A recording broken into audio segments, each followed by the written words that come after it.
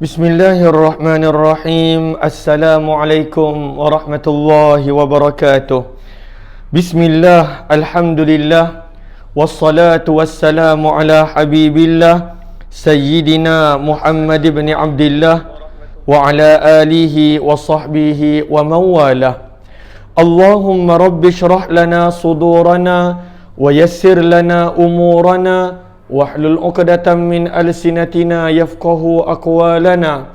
Allahumma faqqihna fid din wa 'allimna at-ta'wil.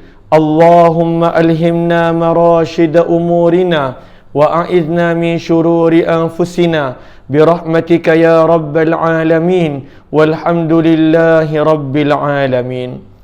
Ahlan wa sahlan wa marhaban bikum. Selamat petang kepada semua. Salam pertemuan dalam program Hamba Ilahi siri yang kedua bersama dengan saya Umar Aziz, di mana pada perkongsian Hamba Ilahi kita akan berkongsi, membicara dan juga kita akan sama-sama meneliti akan tulisan dan juga karangan Al-Fadil dan juga imam yang hebat, iaitu Imam An-Nawawi dalam kitab beliau yang lebih masyhur dan lebih dikenali dengan Al-Adhkar. Lalu pada hari ini insya-Allah kita masih lagi berada pada mukaddimah, dan kebanyakan daripada sahabat-sahabat telah mempunyai kitab Al-Adhkar, keagungan zikir dan doa harian Rasulullah sallallahu alaihi wasallam. Seperti biasa, sebelum kita bermula, apa kata kita menjaga yang penting, iaitu hati kita. Moga-moga pertemuan kita adalah kerana Allah Subhanahu wa taala. Nawaitu ta'alluma wa ta'lim wa tadhakkura wa tadhkir wa naf'a wal intifa' wal ifadata wal istifadah wal hatha 'ala tamassuki bi kitabillah wa sunnati Rasulillah sallallahu alaihi wasallam wad du'a'i ila al huda wad dalalati 'ala al khair ibtigha'a wajhillah wa mardatihi wa qurbih wa thawabihi. Amin amin ya rabbal alamin. Lalu saya nampak ramai sahabat yang bersama. Ahlan, Masya Allah. Saya nampak ada Kak Zimadon, Muhammad Hardi, Rodita, Anita, Yaya Lia, Galib Spirit, Bazid Aziz, Muhammad Badrul Syam, Zuraida Siti Sidik, Siti Nur Aisyah, Kak Lili, Fauziah, Mazura Majid, Ummi Akasha, Wan Muhammad Aswad, Jamalia Mana, Fauziah, Zan Ahmad, Zakia Muhammad Nin, Aminah Hitam, Ummi Akasha, Nur Hayati Yahya, Nur Azzah, Zabariyah, Nur Asiyah, Elvira, Kak Laila Umma, Nur Razia, Hamimah, Salabiyah, Suraya Afandi, Kutina, kemudian Kutina binti Abdullah, dan juga Kak Salina, Wan Nurmah, Nur Rahim Syarif, Kak Kati Khairuddin, Kak Safia, Galib Spirit, Norizita Rifin, Syed Amirul Baha, ahlan, Kak Rahila Junid, Syafika Muhammad Nur, Rozia Daud, Aman Shah, Karimah binti Abu Bakar, serta sahabat-sahabat yang lain, Kak Serina, Ila Karmila, Hasmah Haris, Kamiza Muhammad Amil, Sa'adiyah Hasan, Kak Nur Aini Yusuf, Kamaria Harun Dikma,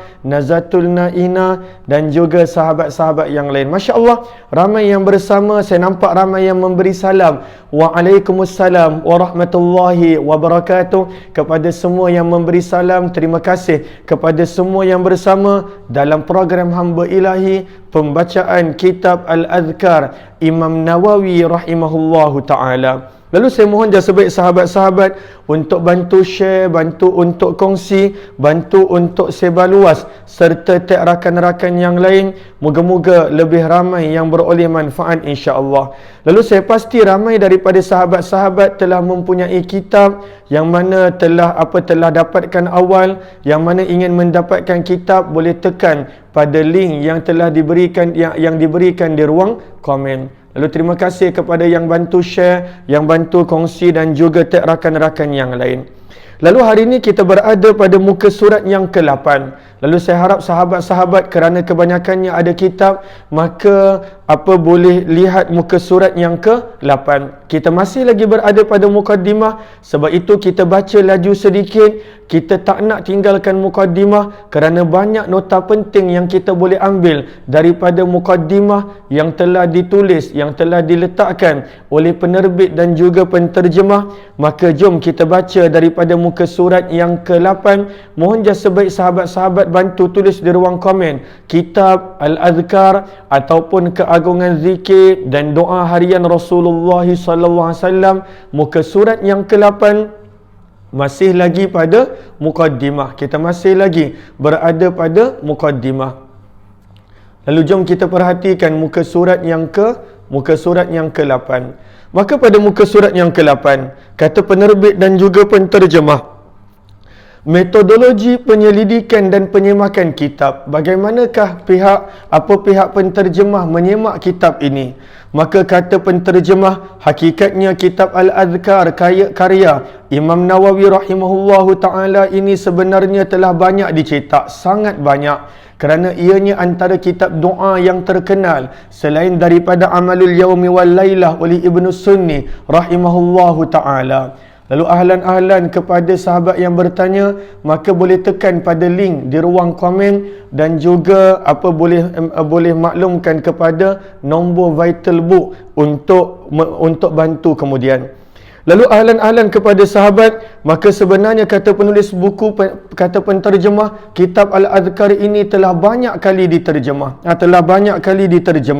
Bahkan ianya sudah berulang kali terbitannya. Tidak dinafikan terdapat sebahagian kitab yang diterbitkan tidak membentangkan secara mentakhrij hadis-hadis yang diriwayatkan dan menerangkan sumber rujukan seperti yang dinyatakan oleh Imam Nawawi. Kadangkala ada penerbit dan juga pencetak, mereka buang pada waktu itu rujukan-rujukan kitab. Contohnya doa yang kita belajar, yang saya pun dah sharekan, sebab itu doa pertama kita belajar. Walaupun pada mukaddimah penterjemah, ya muqallibal qulub tsabbit qalbi ala dinik. Lalu pada waktu itu apa rujukan dia? Kitab mana? Sumber mana? Maka pada waktu itu meneletakkan sumber sesuatu doa, hadis, maka itu dipanggil takhrij. Takhrij maksudnya mengeluarkan. Maka sebahagian daripada penerbit menganggap itu menjadikan panjang, lalu pada waktu itu tidak diletakkan sebarang rujukan. Lalu orang tidak tahu doa ini daripada hadis mana, daripada kitab mana, daripada bab apa. Maka sebab itu kita nampak di sini bahawa penerbit mengatakan banyak penerbit tidak meletakkan rujukan kitab seperti yang dinyatakan oleh Imam Nawawi dalam kitabnya Al-Adhkar. Oleh yang demikian, pihak penyelidik telah bertanggungjawab meneliti, mentakhrij, menterjemah, merujuk dan memastikan setiap hadis yang diriwayatkan di dalam kitab ini adalah kukuh dan bersumberkan kepada kitab-kitab yang diakui kesahihannya. Dan tujuan kita letakkan pada waktu itu takhrij, rujukan hadis pada setiap doa dan zikir, tidak lain adalah untuk mengelakkan kesalahan dan kekeliruan fakta. Lalu supaya jelas ini rujukan dia, ada sebarang kemusykilan, boleh rujuk pada kitab hadis yang asal. Seterusnya kata penerbit, antara metodologi penyelidikan dan penyemakan kitab adalah berdasarkan susunan berikut. Lalu penerbit menerangkan apa kerja, apa usaha yang mereka letakkan dalam kitab Al-Adhkar yang menjadikan kadangkala ia berbeza daripada terbitan-terbitan yang lain. Ini biasa, masing-masing pada waktu itu akan menerangkan usaha mereka dan sebagainya supaya terbitan mereka, karya mereka yang menjadi pilihan. Nombor 1, penyemakan kitab Al-Adhkar ini diteliti secara perbandingan dengan sebuah kitab Al-Adhkar yang telah dicetak secara komersial, dan kitab yang dijadikan sebagai perbandingan ini sebenarnya berpandukan kepada penulisan manuskrip Arab berdasarkan kepada catatan tahun penulisan, nama penulis, jenis dan saiz serta tulisan serta manuskrip tersebut disimpan. Lalu itu yang pertama. Antara kerja penyelidik, mereka ambil kitab yang dalam bahasa Arab, kitab Al-Adhkar, yang mana terbitan kitab Al-Adhkar dalam bahasa Arab itu berpandukan kepada manuskrip lama, dan dijadikan itu untuk dilihat barisnya, untuk dilihat kedudukan dan juga susunan dia.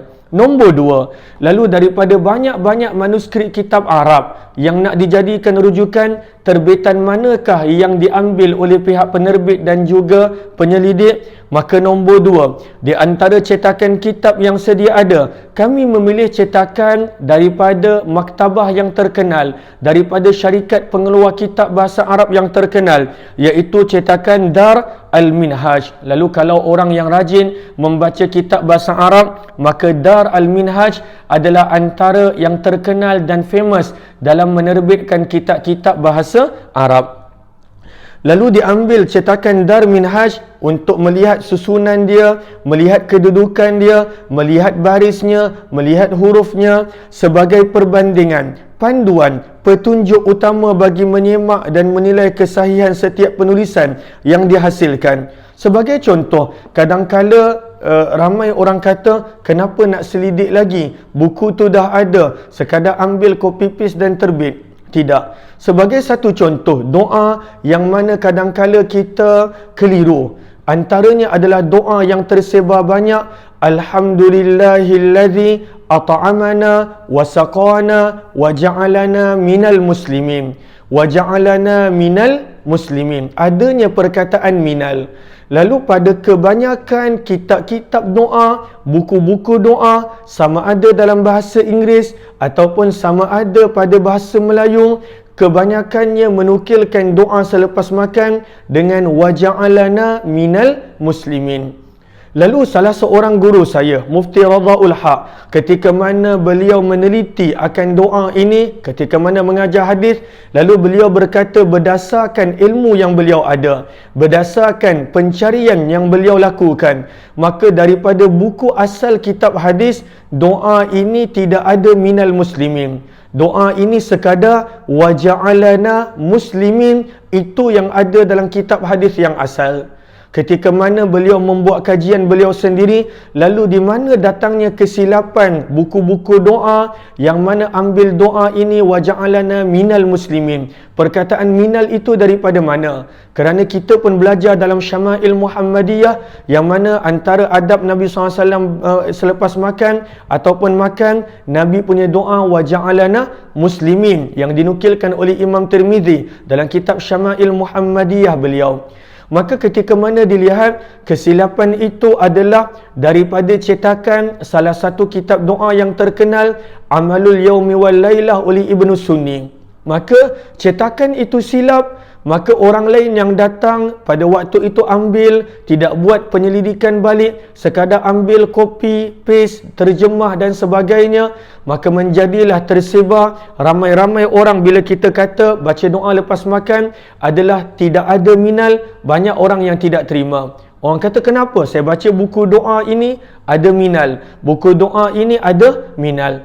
Walaupun daripada sudut terjemahan tidak ada banyak beza, tetapi afdalnya adalah kita membaca seperti mana yang ada di dalam riwayat Nabi sallallahu alaihi wasallam, wa ja'alana muslimin. Mungkin ada daripada riwayat-riwayat lain yang mana minal muslimin, tetapi pada kebanyakan riwayat adalah wa ja'alana muslimin. Itu satu contoh. Kadangkala satu kesilapan dan pada waktu itu disebar luas dan diambil, maka sebab itulah kata penerbit, maka kami sangat teliti supaya moga-moga jauh daripada kesalahan pada sebarang doa, adab, zikir yang ada di sini. Maka kata penulis buku, pemilihan cetakan ini adalah berdasarkan kepada sistem penyusunan, kualiti, percetakan, kekemasan, pembentangan, kesempurnaan, pendedahan dan yang paling penting adalah sumber rujukan manuskrip Arab yang terbaik seperti yang dihasilkan oleh penerbit kitab ini. Lalu penting untuk pada waktu itu ambil benda-benda supaya jelas akan setiap hadis dan doa yang nak ditulis di sini. Pemilihan dan pengambilan panduan manuskrip Arab yang digunakan adalah bersumberkan daripada penulisan pelajar Imam Nawawi sendiri. Lalu dia punya manuskrip asal itu diambil daripada pelajar Imam Nawawi sendiri. Siapakah beliau? Yang dikenali sebagai Ibnu Al-Attar. Nanti kita akan belajar nama penuh beliau sebentar lagi. Ini bermakna sumber penulisan kitab Al-Azkar amat dekat dan kukuh untuk dijadikan sebagai bahan bacaan dan rujukan. Keterangan mengenai manuskrip Arab ini telah dinyatakan pada penjelasan yang lepas bermula dari nombor 5 hingga 9 di bawah tajuk manuskrip-manuskrip asal Arab kitab Al-Azkar. Lalu kita boleh lihat pada muka surat yang ke-5 bagaimana pada muka surat yang ke-5 mereka sampai mencari manuskrip anak murid Imam Nawawi kerana orang dahulu mengajar bagaimana mereka tulis kitab dan kemudian beliau ajar kitab tersebut dan anak murid dia catat. Lalu itu cara orang dahulu belajar. Cara kita belajar adalah kita beli kitab, kita buka, tetapi orang dahulu mereka mencatat buku. Lalu siapakah Ibnu Attar? Kita boleh lihat pada muka surat yang ke-5 pada perenggan yang kedua terakhir. Maka pada waktu itu kita nampak siapakah beliau. Lalu di sini kita nampak ia merupakan sebuah manuskrip yang lengkap berbaris dengan catatan Al-Allamah Alauddin Abil Hasan Ali bin Ibrahim bin Daud yang masyhur dengan panggilan Ibnu Al-Attar, Ain Ta Alif Ra. Lalu siapakah Ibnu Attar? Anak murid Imam Nawawi sendiri. Lalu sebab itu kata penerbit, salah seorang pelajar Imam Nawawi, catatannya ini diperbandingkan berdasarkan pendengarannya daripada Imam Nawawi sendiri dan ia ditulis oleh Al-Allamah Muhammad bin Ali bin Abdul Wahid Al-Ansari yang terkenal dengan panggilan Ibnu Zamlakani rahimahumullahu ta'ala. Lalu penting pada waktu itu untuk memastikan bahawa setiap apa yang ada dalam kitab ini seperti mana yang telah dikarang, diajar oleh Imam Nawawi rahimahullahu ta'ala. Seterusnya, kata penerbit menerangkan tentang buku Al-Azkar ini. Yang ketiga, penetapan ayat Al-Quran secara lengkap dan menyeluruh di dalam setiap tajuk yang dihuraikan berdasarkan tertib penyusunan Mushaf Asy-Syarif. Yang keempat, meletakkan nombor serta menterjemahkan kitab, bab, fasal, furuk, cabang dan masalah yang terkandung di dalam kitab Al-Azkar mengikut penyusunan dan tertib manuskrip yang dirujuk. Ini nanti bila kita belajar, kita akan makin faham apakah itu bab, apakah itu fasal, apakah itu kitab. Yang kelima, proses mentakhrij, maksudnya mencari sumber setiap hadis, setiap doa, setiap zikir. Proses mentakhrij setiap hadis yang terkandung di dalam kitab ini adalah secara menyeluruh. Kita berada pada muka surat yang ke-9, bersandarkan kepada karya-karya induk kitab hadis yang muktabar dan syarah kitab Al-Azkar, iaitu sebuah penulisan yang dikarang oleh Ibnu Allan As-Sadiqi yang berjudul Al-Futuhatur Rabbaniyah. Ini adalah syarah, maksudnya penerangan untuk kitab Al-Azkar. Kerana dalam kitab Al-Azkar, Imam Nawawi banyak membawa doa, Quran dan hadis. Lalu untuk menerangkan itu, adanya syarah, adanya penerangan. Antara syarah yang terkenal adalah seperti mana yang ada di hadapan kita dalam bahasa Arab, Al-Futuhat Ar-Rabbaniyah. Lalu itu antara syarah yang banyak diguna pakai oleh guru-guru termasuk saya dalam untuk mengajar ini, dalam untuk bukan mengajar tapi lebih berkongsi ilmu. Maka pada waktu itu kita banyak merujuk syarah Al-Futuhat Ar-Rabbaniyah yang telah dikarang oleh Ibnu Allan. Ini semua nama-nama kitab. Mungkin sahabat-sahabat dengar kali pertama, tapi jangan rasa berat. Kita sekadar baca apa yang ada pada mukaddimah sebelum kita mula masuk kepada tajuk kitab Al-Azkar, insya-Allah.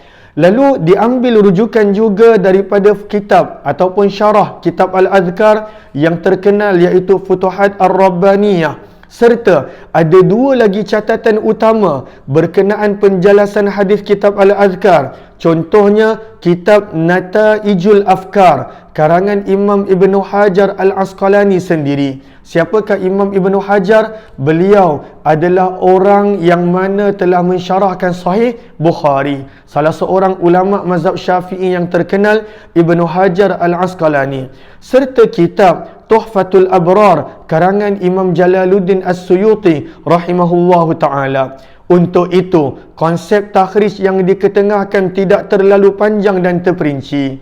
Lalu, bukanlah panjang lebar, nanti kita akan nampak bila kita dah baca kitab Al-Adhkar, dia punya sumber rujukan hadis itu, dia akan letakkan ringkas. Hadis tu adalah hadis berapa, daripada kitab mana, ada dekat dalam bab mana kitab tersebut. Maka ini adalah yang kita nampak bagaimana betapa itu konsep takhrij yang diketengahkan oleh penerbit. Maka untuk itu, konsep takhrij yang diketengahkan tidak terlalu panjang dan terperinci. Kebanyakan hadis yang ditakhrij hanya tertumpu kepada nama kitab. Lalu bila kita belajar doa nanti, kita akan jumpa sumber rujukan kitab itu daripada mana. Nama kitab, nombor hadis dan babnya sahaja. Dan setiap nombor rujukan dan nama bab hadis diterangkan dengan warna perang. Kecuali beberapa hadis yang perlu kepada huraian yang lebih mendalam kerana ketiadaan kitab sandaran yang dicetak atau diterbitkan di pasaran atau sumber rujukan yang susah untuk didapati dan sangat terhad. Kita kena faham, Imam Nawawi telah mengarang kitab ini pada zaman tersebut yang mana antara beliau dan kita banyak manuskrip lama telah hilang. Banyak manuskrip lama yang belum diterbitkan ataupun telah hilang ketika mana kedatangan tentera Tartar dan sebagainya. Maka pada waktu itu kadangkala ada juga sumber yang mana tak dijumpai. Maka pada waktu itu penerbit akan letakkan catatan di situ. Kata penulis, kata penerbit, bagi setiap bilangan hadis yang terdapat banyak riwayat di dalamnya, maka kami mentakhrijkannya dengan meletakkan simbol-simbol berikut. Kadangkala satu doa, dia ada banyak rujukan sumber hadis.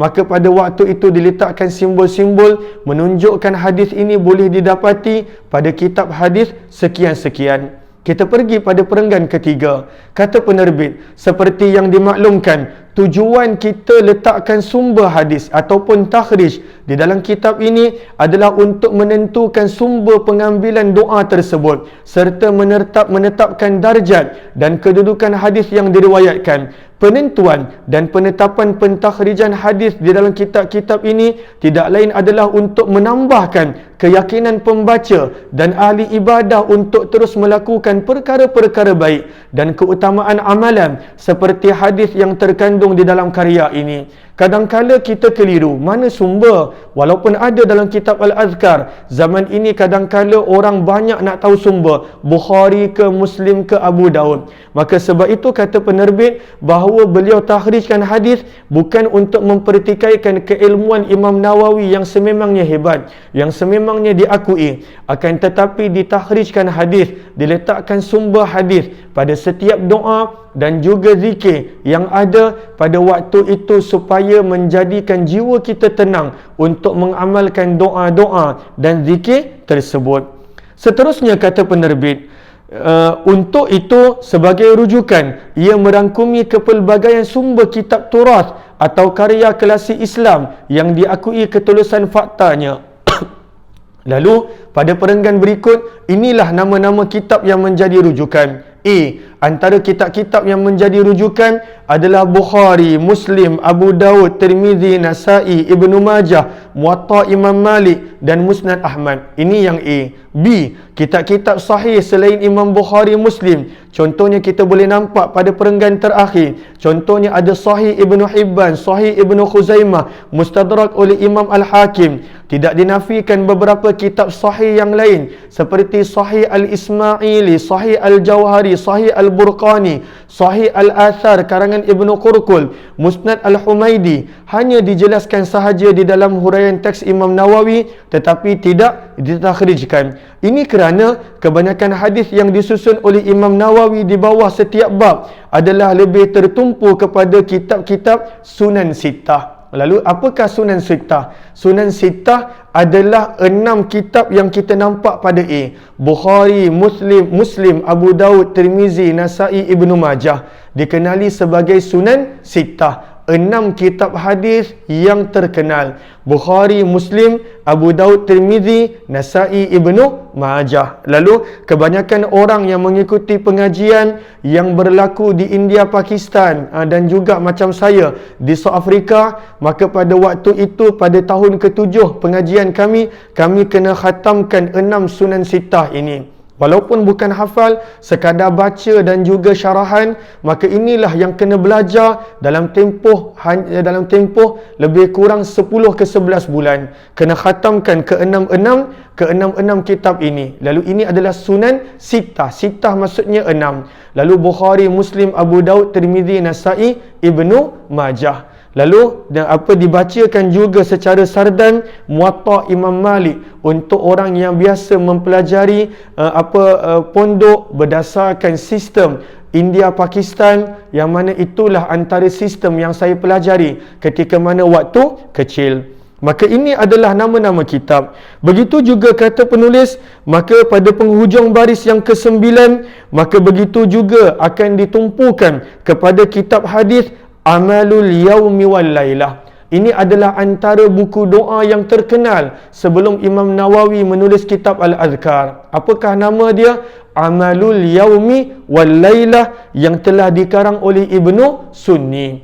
Lalu Amalul Yaumi wal Lailah. Lalu ada 2 buku doa yang biasa dijadikan rujukan oleh orang-orang yang pada waktu itu mencari doa, mencari zikir. Antaranya adalah kitab Al-Azkar Imam Nawawi yang berada di hadapan kita, dan ada juga kitab Amalul Yaumi wal Lailah yang telah dikarang oleh Ibnu Sunni. Lalu ini ada 2 nama kitab yang menjadi rujukan zikir dan doa oleh penulis-penulis dan juga oleh ramai orang. Itulah Amalul Yaumi wal Lailah oleh Ibnu Sunni dan juga Al-Azkar oleh Imam Nawawi rahimahullahu ta'ala. Lalu adakah jelas? Ini sekadar mukaddimah yang saya suka untuk kongsikan, sebab kalau kita tak kongsikan, kita tak baca, maka saya tak baca, saya khawatir sahabat-sahabat pun tidak ada masa untuk baca. Lalu walaupun banyak benda yang mungkin kita tak faham, tetapi inilah nama-nama kitab yang mana saya suka untuk ketengahkan. Lalu itu dia 2 buku doa yang menjadi rujukan kepada buku-buku doa yang datang kemudian.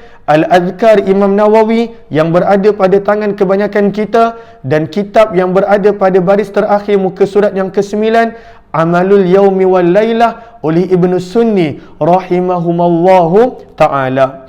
Seterusnya antara kitab rujukan lain yang dijadikan pada waktu itu, lalu saya nampak di sini pada muka surat yang ke-10, kitab-kitab hadis selain kitab hadis sahih seperti Musannaf Abi Syaibah, Musnad Abu Ya'la, Al-Bazzar, Sunan Ad-Daruqutni, Ulumul Hadis oleh Al-Hakim, kitab Gharibul Hadis, Mawdu'at, Syarah Sahih Muslim, Ma'alimus Sunan, Syu'abul Iman oleh Imam Tabrani, dan banyak lagi. Ini antara juga kitab-kitab yang dicari rujukan zikir dan doa yang ada dalam kitab Al-Azkar. Ini adalah antara kitab-kitab yang terkenal. Bagi kitab-kitab yang berkaitan fiqh, kerana Imam Nawawi walaupun ini buku berkaitan doa, berkaitan zikir, tetapi Imam Nawawi juga ada menyebut permasalahan fiqh. Maka untuk mencari permasalahan fiqh tersebut, di manakah penerbit dan penterjemah cari sumber dia, maka bagi kitab-kitab yang berkaitan fiqh, rujukan mereka ialah Kitabul oleh Imam Asy-Syafi'i, Fatawa oleh Razuri, Al-Mustazhiri oleh Ibnul Qaffal, Asy-Syashi Asy-Syafi'i, Al-Hawi oleh Al-Mawardi, Al-Majmu' Syarah Al-Muhazzab oleh Imam An-Nawawi sendiri. Lalu Imam Nawawi dia ada tulis syarah kepada kitab Al-Muhazzab, iaitu Majmu', walaupun beliau tidak sempat habis, ianya menjadi sumber rujukan orang-orang yang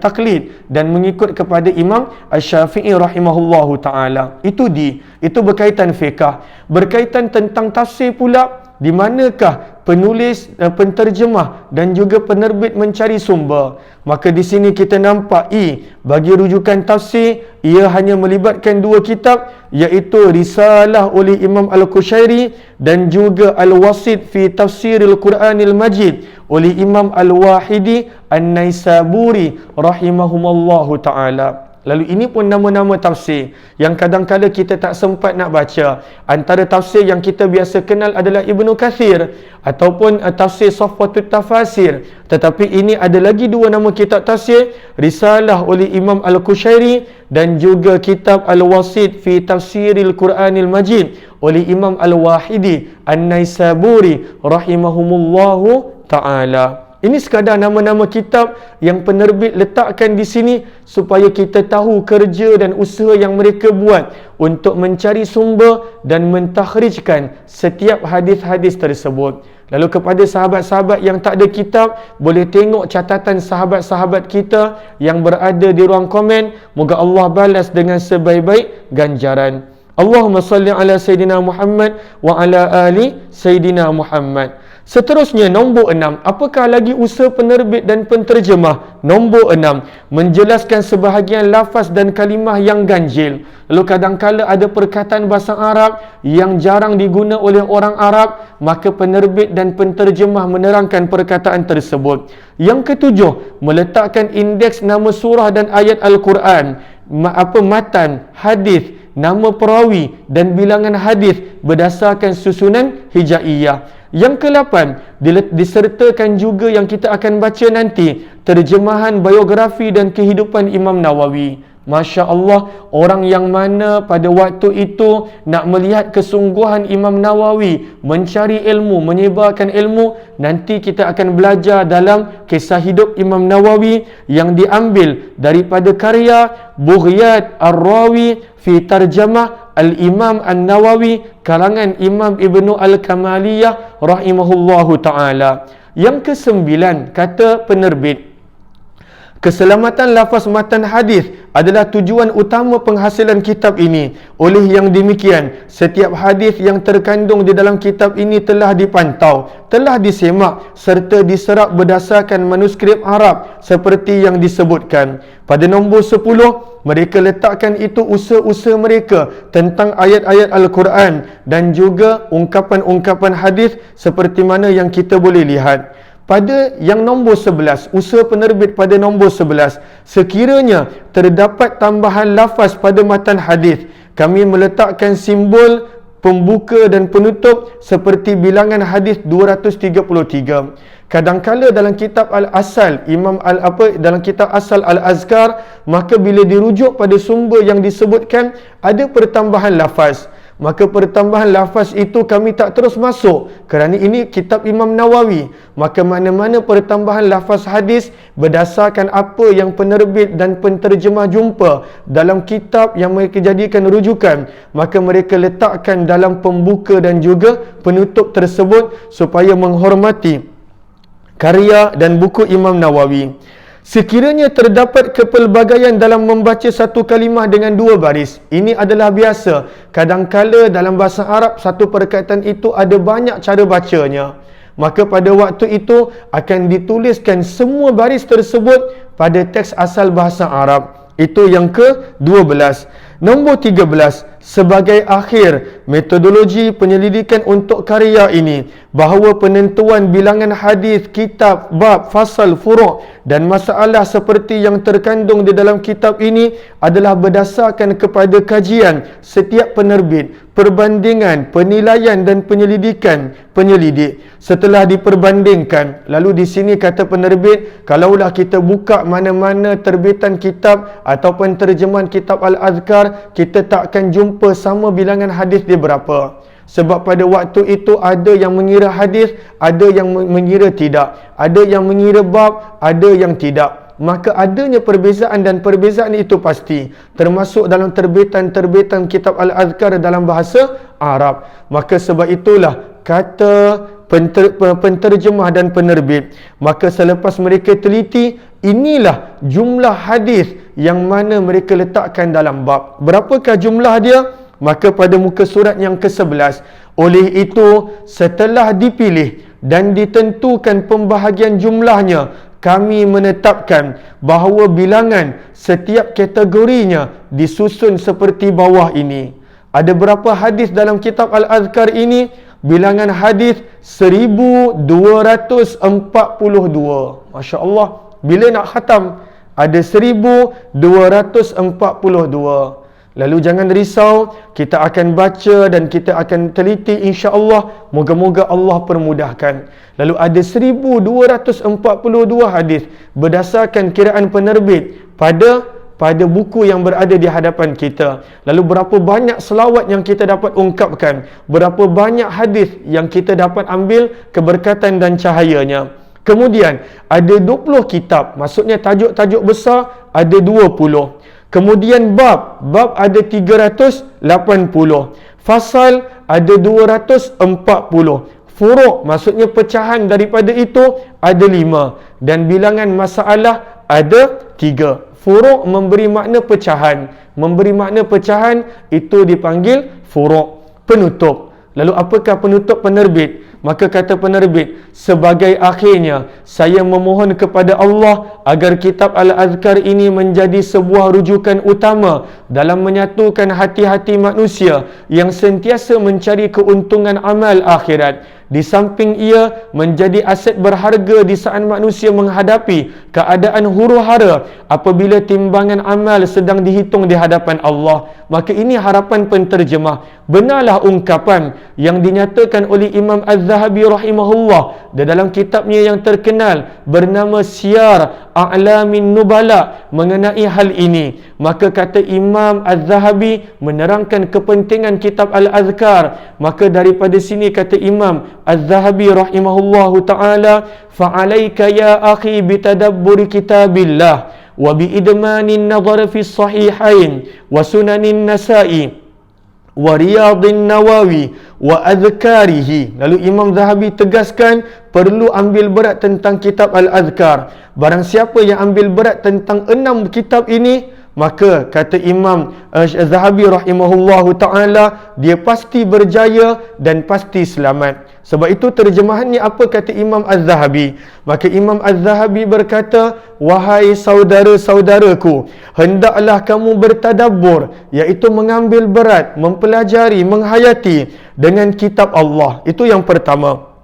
Lalu sebab itu kita ambil hayati Quran 30 minit setiap hari. Walaupun kadang-kala banyak orang tanya kenapa belajar sedikit, satu hari satu ayat, kadang-kala satu ayat berhari-hari tak habis-habis, kerana kita nak ambil pengajaran daripada Al-Quran. Maka Imam Az-Zahabi kata kena menghayati Al-Quran. Yang pertama. Seterusnya kata Imam Nawawi, dan sentiasa memerhatikan apa yang terkandung di dalam 2 kitab sahih, Bukhari dan juga Muslim. Lalu dah 3. Sunan An-Nasa'i 4. Riyadun Nawawi, iaitu Riyadus Salihin 5. Sebab itu kita dah mula perkongsian Riyadus Salihin setiap pagi jam 6.30 ataupun 6.35 pagi. Maka itu Riyadus Salihin pun satu benda yang bagus untuk kita perhatikan, ambil pengajaran daripada Riyadus Salihin. Dan yang keenam kata Imam Az-Zahabi, dan kitab Al-Azkarnya. Maka kitab Al-Azkarnya perlu ambil berat kitab Al-Azkar. Semoga kamu berjaya dan beroleh kemenangan.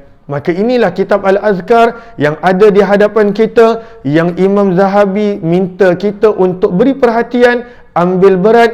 Ianya bukan karya yang kecil, ianya bukan karya yang sedikit. Lalu daripada 6 kitab ini, kita cuba ambil 3. Sebab itu kita ada hayati Quran. Kita dah sampai siri 317. Kita ada Riyadus Salihin, yang seperti mana kata Imam Zahabi, pada jam 6.30 pagi, dan baru siri yang ke-6.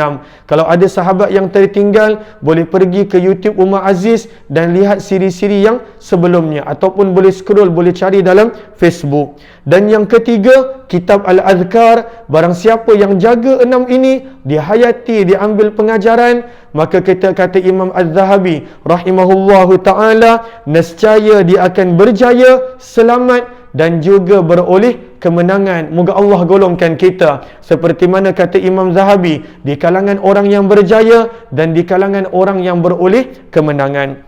Sehingga kan juga kata penterjemah, kata penerbit, sehingga kan juga ada para ulama, sehingga kan juga ada para ulama menyebut bi'ad-dar washtaril azkar. Ada para ulama menyebut, apakah dia? Bi'ad-dar, juallah rumah, washtari al-azkar, dan belilah kitab al-azkar. Jual rumah maksudnya bernilainya kitab al-azkar, jual rumah dan beli kitab al-azkar. Tapi sahabat-sahabat jangan buat. Nanti habis orang salah faham, orang kata saya dengan salah faham dan sebagainya, lalu dengar kena jual rumah, maka terus call agent, saya nak jual rumah, saya nak beli kitab al-azkar. Tidaklah sampai begitu. Tidaklah sampai begitu. Tetapi para ulama nak menunjukkan kepentingan kitab al-azkar. Ada para ulama menyebut, kalaulah tak mampu nak beli kitab al-azkar, jual rumah, dapatkan kitab al-azkar. Namun tak mengapa, saya nampak ramai sahabat-sahabat yang kongsikan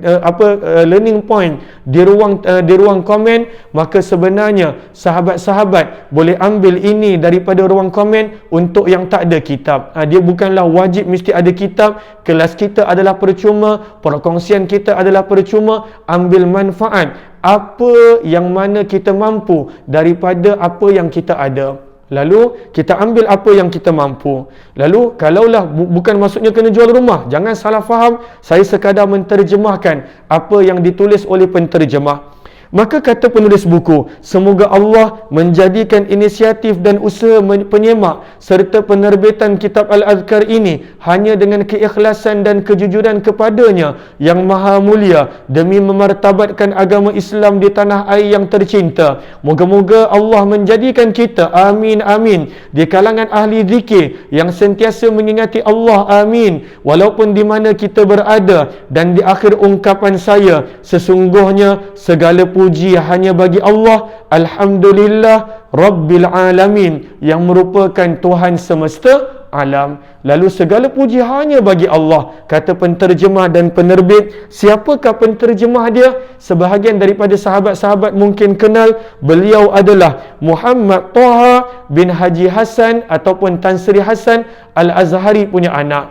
Itulah dia Muhammad Taha, ataupun yang mana Muhammad Taha yang merupakan penyelidik, penyemak buku keagungan zikir dan doa harian Nabi sallallahu alaihi wasallam. Lalu alhamdulillah kita telah selesai baca berkenaan tentang mukaddimah penerbit. Dan kemudian selepas daripada ini, barulah kita nak membaca dengan mendalam kenapa nama Al-Adhkar dan juga berkaitan dengan perkara-perkara yang lain. InsyaAllah kita akan baca. Lalu mudah-mudahan bermanfaat insyaAllah. Moga-moga adanya kebaikan. Lalu terima kasih kepada semua sahabat yang bersama. Saya faham ada yang mungkin boring kerana belum masuk dalam kitab, masih lagi pada mukaddimah. Namun saya cuba segerakan pada mukaddimah supaya mukaddimah ni kita benar-benar faham dan kita faham matlamat dia, tujuan dia, kepentingan dia. Moga-moga Allah anugerahkan kepada saya terutamanya sebagai yang berkongsi ilmu, manfaat, dan juga kepada sahabat-sahabat semua. Terima kasih kepada yang share learning point. Walaupun tak semua yang dapat sempat saya baca, namun saya hargai sangat-sangat dan sebenarnya ini banyak membantu sahabat-sahabat kita yang lain. Moga-moga menjadi asbab hidayah untuk setiap daripada kita. Amin ya Rabbal Alamin. Lalu kita selesai siri yang kedua. Jangan risau, nanti dia akan jadi macam Ar-Rahiqul Maktum. Sedar-sedar dah habis dah 200 lebih siri. Sedar-sedar dah habis. Lalu asalkan kalau mampu istiqamah, kalaulah tak mampu boleh tengok ulangan ataupun pada waktu itu tengok daripada learning point. Percayalah, kalaulah kita berjaya istiqamah, memang berat istiqamah. Memang kadang-kala suka untuk istiqamah. Sekarang ni waktu PKP ya, tapi bila habis PKP nanti akan datang ujian. Namun kita cuba untuk khatamkan hanya semata-mata dengan izin Allah. Manfaat dia sangat banyak. Seperti mana kata Ustaz Taha tadi sebagai penutup, ada ulama mengatakan bi'ad-dar washtaril azkar. Betapa bernilainya kitab Al-Azkar, ianya lebih bernilai daripada rumah yang menjadi tempat teduh kita. Kalau ada sahabat-sahabat yang ingin untuk membuat pembelian kitab, boleh tekan pada link yang diberikan di urang komen, ataupun boleh WhatsApp nombor Vitalbook 0133032317, maka boleh WhatsApp nombor Vitalbook, dan pada waktu itu pihak saya akan cuba membalas setiap mesej insya-Allah. Cumanya kalau lambat, harap pada sahabat untuk bersabar. Kita jumpa lagi. Terima kasih kepada semua. Jumpa esok insya-Allah. Malam ni tak ada perkongsian maghrib kerana malam ni Khamis malam Jumaat. Saya harap pada sahabat ambil masa, kumpulkan keluarga, baca surah Al-Kahfi, selawat, dan juga buat amalan berjemaah. Moga-moga lebih ramai yang banyak bermanfaat insya-Allah. Wabillahi taufiq wal hidayah. Assalamualaikum warahmatullahi wabarakatuh. Jazakumullahu khairan. Terima kasih semua.